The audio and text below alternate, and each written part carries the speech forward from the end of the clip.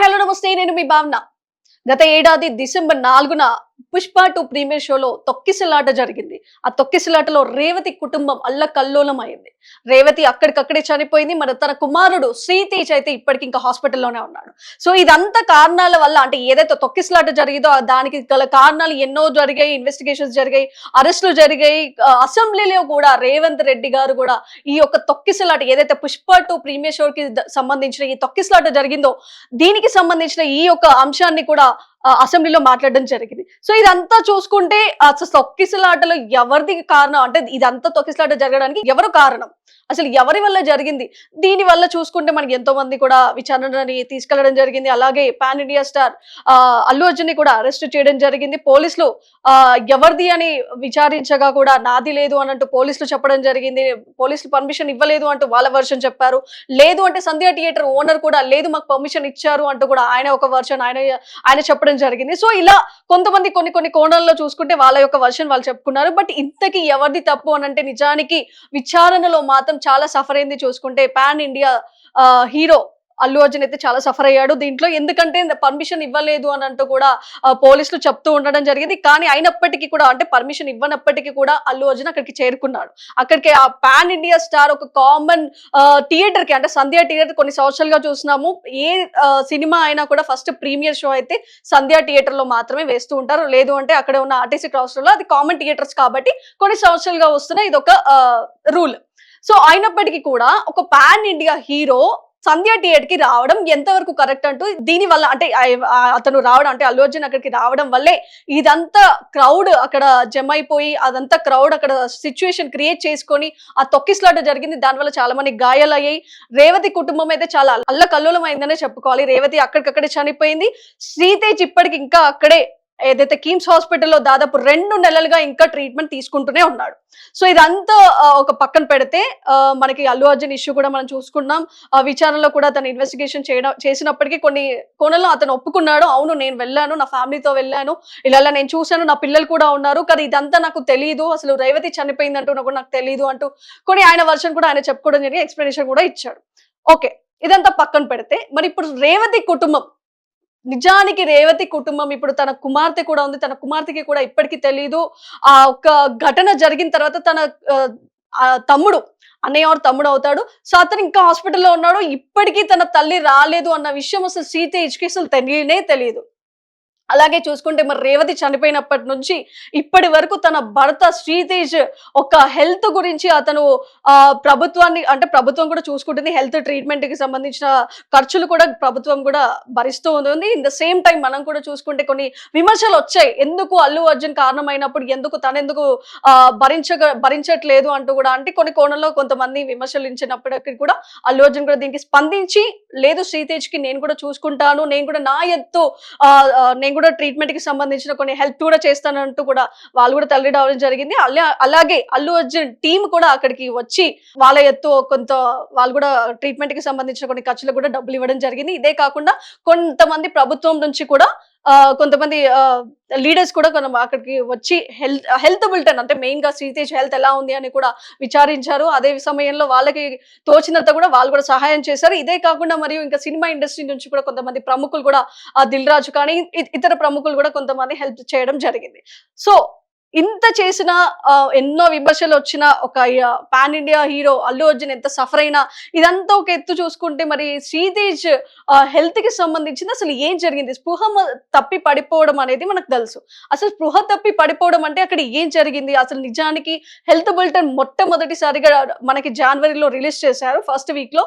అప్పుడు మొదట్లో ఏం చెప్పారు, తన బ్రెయిన్ కి, శ్రీతేజ్ బ్రెయిన్ కి చాలా బలంగా ఒక దెబ్బ తగిలింది అంటూ మనం చెప్పుకొచ్చారు. అంటే అక్కడ కింద పడిపోవడం జరిగిందో మరి ఏదో ఒకటి తొక్కిసలాట సంథింగ్ జరిగింది. బట్ అది ఆ ఒక్క తొక్కిసలాట జరిగిన ఆ ఎఫెక్ట్ అంతా కూడా తన బ్రెయిన్ కి అయితే తగిలిందని చెప్తున్నారు. మరి ఇది మొదటి వారంలో అసలు ఇప్పటికీ అంటే స్పృహలోకి రాలేదు, కోమలా ఉన్నాడు, మొత్తానికి బ్రెయిన్ చాలా డ్యామేజ్ అయిపోయింది అతనికి అంటూ కూడా మనకి చెప్పడం జరిగింది. ఓకే. దాని తర్వాత కాస్త ఒక వారం తర్వాత కూడా మళ్ళీ కొంతమంది ప్రముఖులు వెళ్లారు. చాలా మంది గవర్నమెంట్ నుంచి కూడా అందరూ హెల్త్ ఎలా ఉంది అంటూ కూడా చూడ్డానికి వెళ్ళినప్పటికి కూడా ఇంకా స్పృహలోకి రాలేదు.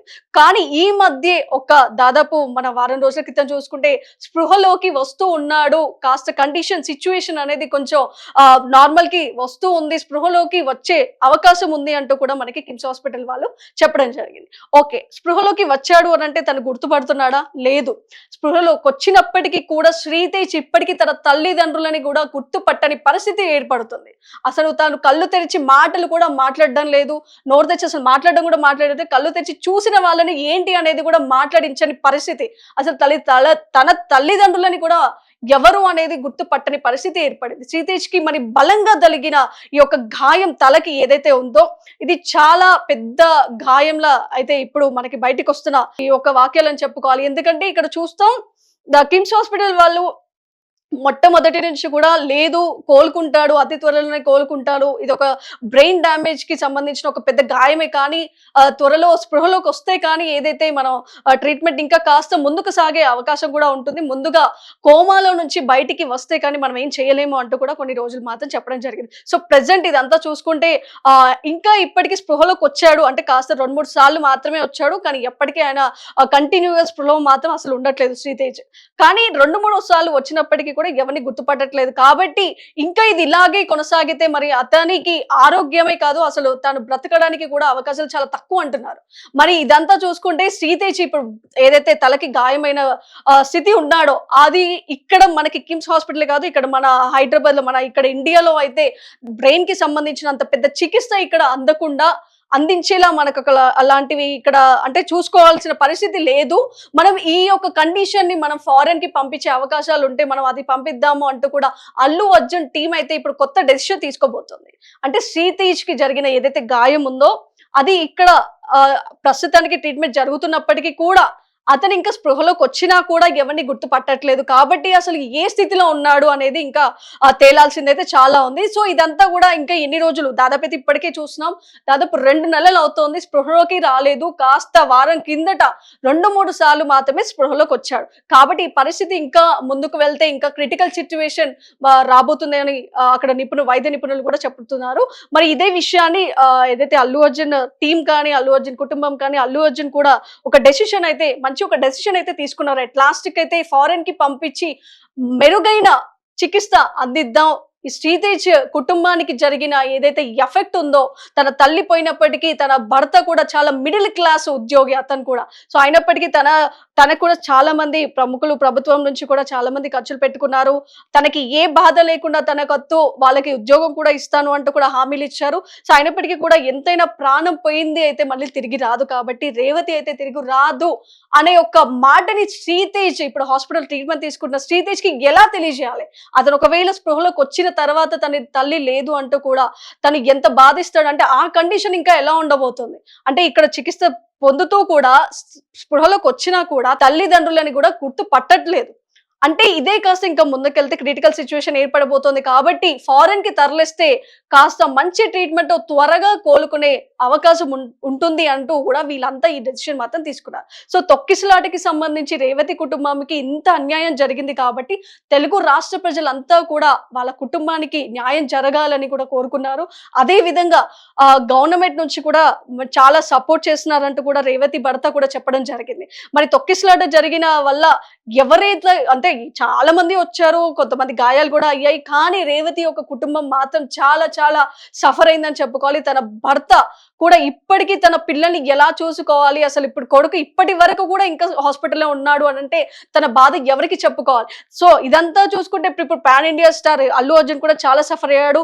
నిజానికి ఒక కోర్ట్‌లో తను ఒక జైల్లో ఒక రోజు గడిచిన రోజు కూడా ఉంది. సో, ఇదంతా చూసుకుంటే ఇప్పుడు శ్రీతేజ విషయం అయితే చాలా పెద్ద ఎత్తున ఒక పెద్ద టాస్క్ వచ్చింది ఇప్పుడు అల్లు అర్జున్‌కి. ఎందుకంటే ఇప్పుడు మొత్తం మీద తన మీద ఉన్న కేసు ఒక వ్యతిరేకిస్తూ తన మీద ఎవరైతే కేసు పెట్టారో ఇదంతా పక్కన పెడితే ఇప్పుడు శ్రీతేజ్ కి సంబంధించి మాత్రం అల్లు అర్జున్ రెస్పాన్సిబుల్ గా మారిందని చెప్పుకోవాలి. సో మొత్తం మీద ఇప్పుడు అల్లు అర్జున్ తీసుకోబోయే డెసిషన్ ఏదైతే శ్రీతేజ్ కి మంచి ట్రీట్మెంట్ ఇవ్వాలనుకుంటున్నాడు, సో ఫారెన్ పంపిస్తేనే మెరుగైన ట్రీట్మెంట్ నేను ఇప్పించగలను అంటూ కూడా వాళ్ళ టీం యొక్క ఈ డెసిషన్ అయితే చాలా మంచిది అంటూ కూడా చాలా మంది నెటిజన్లు కూడా కమెంట్స్ పెడుతున్నారు. సో వైరల్ గా మారిందని చెప్పుకోవాలి. సో ఇప్పుడు తెలుగు రాష్ట్ర ప్రజలైతే శ్రీతేజ్ ఆరోగ్యం త్వరగా కోలుకోవాలని కూడా కోరుకుంటున్నారు. అలాగే మనం టీవీ నుంచి కూడా మనమందరం కూడా కోరుకుందాం. మరి శ్రీతేజ్ ఫారెన్ కి వెళ్ళిన తర్వాత అతి త్వరలో కూడా తను ఒక మెరుగైన ట్రీట్మెంట్ తీసుకొని త్వరగా కోలుకోవాలని అందరం కోరుకుందాం.